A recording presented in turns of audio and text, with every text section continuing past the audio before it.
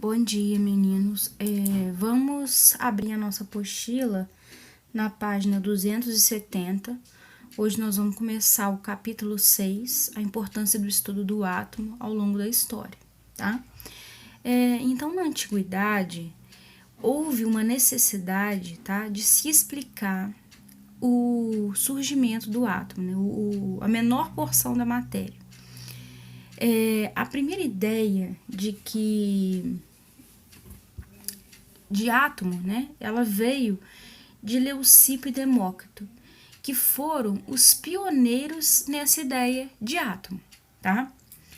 Só que na época a comunidade científica ela era formada por muitos filósofos e esses filósofos eles não aceitaram a ideia de átomo. Por quê? Porque naquela época se acreditava nos 4 elementos, como a gente falou no primeiro capítulo do livro: terra, água, ar e fogo. Então eles não acreditavam nessa ideia de que a matéria era formada por átomos, por elementos, tá? Então não se houve, né? Então não teve discussão, não houve uma crença nesse modelo atômico. Quando foi em 1808, agora na página 271, o modelo atômico Dalton, ele ganhou força, tá? O Dalton, ele era um meteorologista. Ele trabalhava, né, desde criança, ele observava, ele tinha o hábito de observar o clima, o tempo. Então, ele sentava em cima de montanhas, ele ficava observando o clima, o tempo. Ele anotava, ele tinha um caderninho que ele anotava tudo sobre o tempo, em como é que estavam as nuvens, em que direção que estava o vento, se parecia que ia chover, que formato que estavam as nuvens. Ele tinha esse hábito, tá? Então, o Dalton ele observou em alguns estudos dele que as espécies gasosas elas poderiam se combinar, mantendo proporções de massa. E toda vez que elas se combinavam, elas formavam um novo composto com uma nova massa. E essa nova massa era resultado da soma das massas dos gases que reagiram, tá? Com isso, com essa ideia, o Dalton ele propôs o modelo atômico. Como o Dalton ele gostava muito de jogar bocha na época, e ele jogava bocha todas as quintas-feiras. E com a observação do tempo, ele usou a bocha para explicar para a comunidade científica como que seria o modelo atômico dele, para explicar quais seriam as ideias dele. Então, ele falou o seguinte, que o átomo, ele tinha característica, ele seria possuía um formato esférico. As partículas eram indivisíveis, eram maciças, ou seja, elas seriam indestrutíveis. E elas apresentavam carga positiva, tá? E todos os elementos, eles apresentariam a mesma massa. Então, olha só, para Dalton, existia a seguinte ideia: o átomo era esférico, tá? Ele tinha possibilidade de se combinar com outros e formar novas substâncias. E a soma, a massa dessa substância resultante seria igual à massa das outras duas substâncias que compunham esse átomo, tá? Essa substância. Então é o seguinte, para Dalton, ele propôs a seguinte ideia: todos os átomos de oxigênio, tá? Ele propôs a ideia, ele criou uma legenda. Por exemplo, o átomo de oxigênio teria bolinha no meio. O átomo de carbono teria, por exemplo, um quadradinho no meio. O átomo de nitrogênio teria, por exemplo, um X no meio, tá? Então, essa daqui foi a ideia em que que Dalton teve, tá? Para ele, todos os elementos de oxigênio tinham o mesmo peso. Todos os elementos de carbono teriam o mesmo peso. Todos os elementos de nitrogênio teriam o mesmo peso. Hoje a gente sabe que isso não é verdade. E esses átomos, né, o modelo atômico de Dalton, até hoje a gente usa para explicar alguns conceitos. Por exemplo, a gente usa para explicar as reações químicas, como eu acabei de mostrar para vocês aqui, tá? Então, acabei de mostrar para vocês aqui a reação química. Então, ele serviria para explicar a reação química. Outra coisa que o modelo de Dalton ele ele explica, né? No caso, eu já expliquei para vocês a mudança de estado, né? Por exemplo, o estado sólido, eles estão todos juntinhos. O estado líquido, eles estão mais separados. E no estado gasoso, eles estão completamente distantes. Essa ideia de estados físicos da matéria, a gente também representa ela por bolinhas. E essa ideia de representar por bolinhas é a ideia de Dalton. A gente está usando o modelo atômico de Dalton, tá? O modelo atômico de Dalton, então, ficou bola de bilhar. Modelo da bola de bilhar, por quê? Porque ele utilizava as bolas lá, as bolinhas do jogo dele de bocha, para representar o modelo atômico dele, certo? Então, beleza. Esse foi o primeiro modelo atômico surgido na época. Um modelo, ele prevalece até que ele não explica mais algum assunto. Então, por exemplo, no caso do próximo modelo atômico, que está na página 272, seria o modelo de Thomson. O Thomson, em 1903, o Thomson ele formulou um novo modelo atômico. Por que que houve a necessidade de Thomson formular um novo modelo atômico? Porque o Thomson ele trabalhava com experimentos usando tubos de raios catódicos. Esses tubos eles eram de vidro, grande, como aqui na figura. E grande parte do ar desse tubo ele era removido do interior desse tubo. O Thomson pegou esse tubo, conectou esse tubo em uma das extremidades, um fio de metal, e ligou um sistema de ação. Quando ele fez isso, era possível observar dentro desse tubo o surgimento de um feixe luminoso. Esse feixe luminoso que surgia dentro do tubo, o Thomson chamava de raios catódicos. Na extremidade direita, o Thomson adicionou um campo elétrico. E com isso ele percebeu que o feixe luminoso era desviado no sentido da placa que estava carregada positivamente. O que levou para o Thomson a acreditar que essas emissões, na verdade, possuíam cargas negativas. O modelo de Dalton ele não explicava as cargas negativas. O modelo de Dalton ele só explicava cargas positivas. Então, houve a necessidade agora, surgiu a necessidade de Thomson explicar quais seriam essas cargas, o surgimento dessas cargas negativas, tá? Então, vem aí a primeira contestação, vamos dizer assim, do modelo de Dalton, uma primeira oposição ao modelo de Dalton. Por quê? Porque Dalton ele dizia que o átomo era formado somente por cargas positivas e que esse átomo era indivisível. Vem a primeira subdivisão do átomo. A primeira subdivisão do átomo aqui seria o elétron, tá?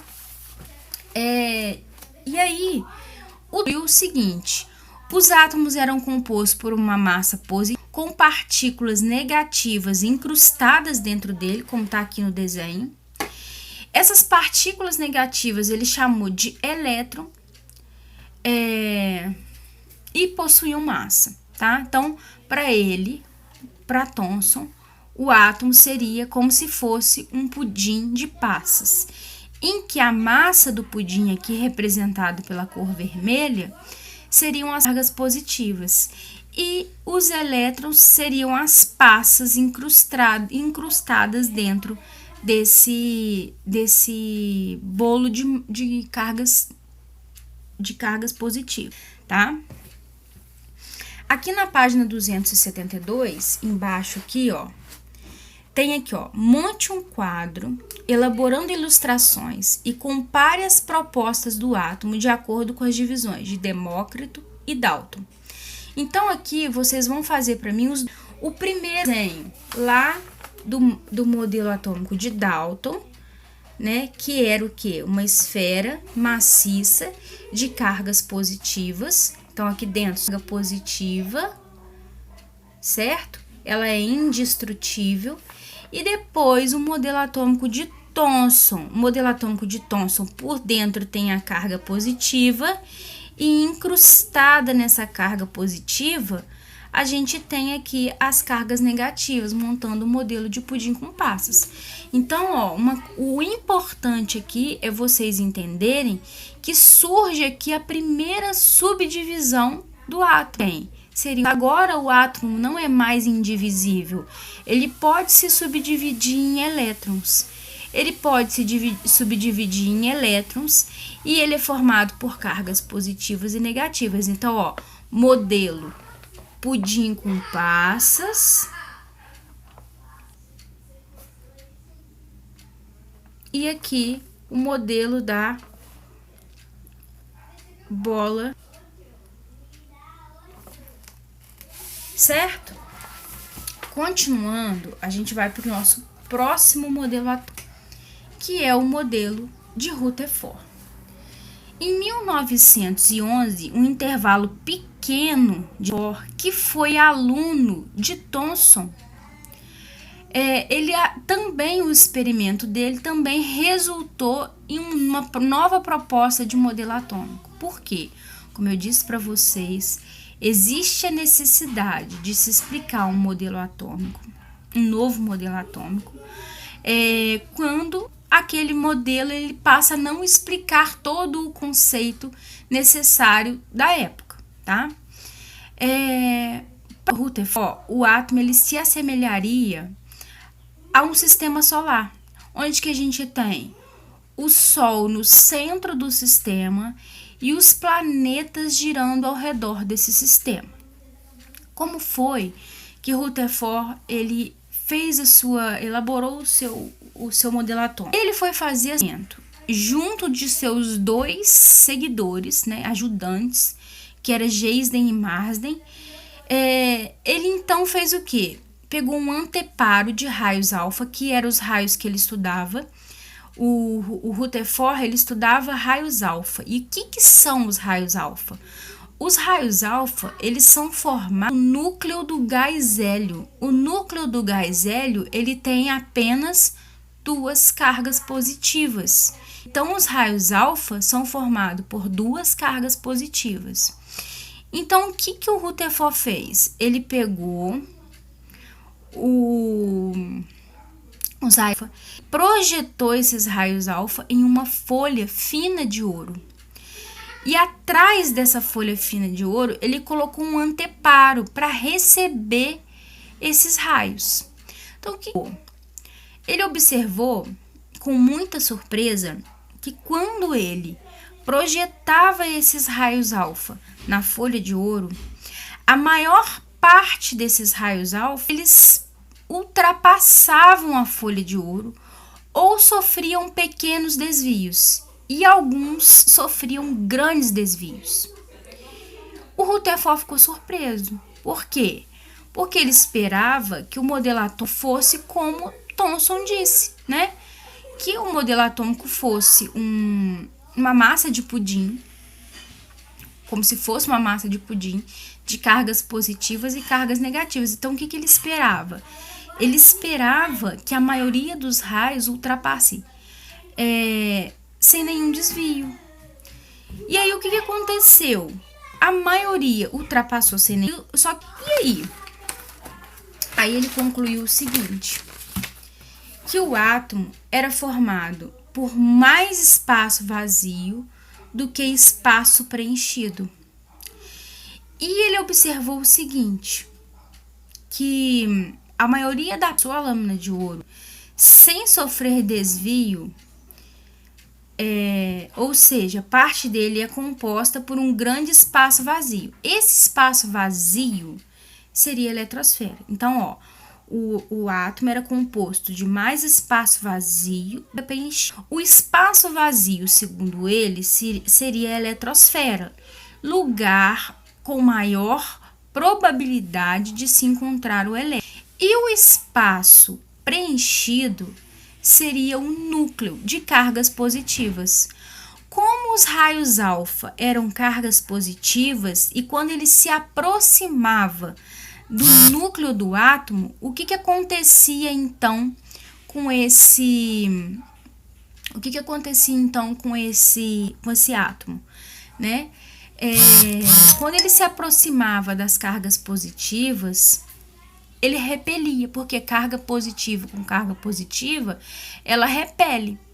Então, quando essas cargas positivas do raio alfa aproximavam do núcleo positivo dos raios da folha de ouro, acontecia uma repulsão, onde aconteciam os desvios, tá? Os grandes desvios. E aí, então, o Rutherford ainda, ele fez ainda uma comparação, vamos dizer assim, uma comparação entre o modelo atômico do tamanho do núcleo em relação à eletrosfera. Ele disse o seguinte, que se a gente observar um campo de futebol, um estádio, aquela bolinha onde parte o jogo seria o núcleo. Todo o estádio ao redor seria a eletrosfera. Então, essa seria a comparação entre o núcleo e a eletrosfera, tá? Em 1911, então, surge o modelo de Rutherford, conhecido como o modelo do Sistema Solar. Em 1900, mostrou por meio de alguns experimentos, ele quantizou, na verdade, né? Ele quantizou esse átomo. Então, o que ele disse? Que o átomo, ele era composto por 7... Vou escrever para vocês aqui, ó. O Bohr, ele formulou, então, 4 postulados de Bohr. Ele dizia o seguinte: o átomo, ele possui 7 camadas. K, L, M, N e Q. E ele deu nome para essas camadas. No segundo postulado dele, ele disse o seguinte, que o átomo, além de ser formado por camadas, cada camada dessa cabe a primeira camada 2, a segunda 8, a terceira 18, 32, 32, 18 e 8. O postulado de Bohr, ele fala o seguinte, que um elétron, ele pode saltar de um nível de menor energia para um outro nível de maior energia, desde que ele tenha energia externa. Essa energia pode ser na forma de calor, essa energia pode ser na forma de eletricidade, forma que for de energia externa. Então, ele salta de um nível de menor energia para outro nível de maior energia. E aí, no quarto postulado, ele diz o seguinte, esse elétron que está aqui no nível de maior energia, estável. Como ele não é estável, ele retorna para o nível de origem dele, liberando a energia que ele recebeu na forma de luz, que é o que a gente conhece hoje como os fogos de artifício. Os fogos, eles são muito coloridos e cada elemento usado naquele fogo de artifício, ele libera uma cor diferente. Por quê? Porque, como a gente falou, o elétron, ele sofre um salto quântico, que a gente chama de salto quântico. Ele sai de um e vai para outro nível de maior energia. Quando ele chega nesse outro nível de maior energia, ele não fica estável e retorna para o nível da energia que ele recebeu na forma de luz, tá? Então, aqui, ó, os fogos de artifício, ó. Por exemplo, os fogos de artifício vermelhos, eles contêm estrôncio. Por quê? Porque o estrôncio libera a cor vermelha. A cor verde, cobre. E assim por diante. A cor branca, alumínio. A amarela, o sódio, tá? Isso acontece justamente por conta dessa excitação do elétron. Ele vai para o nível maior, não fica estável e retorna para o nível anterior. Então, gente, olha só. Eu vou deixar aqui as atividades da página 266, 267 e 260. Desculpa, gente. 275, 276 e 277 para vocês fazerem, tá? Vou ficar aguardando as fotos, tá? Para poder eu dar visto. E vou ficar também, se tiver alguma dúvida em relação à aula, vocês podem me mandar. Se quiser fazer uma videochamada, eu explico para vocês na videochamada, tá? Tô à disposição, pode me chamar lá no WhatsApp.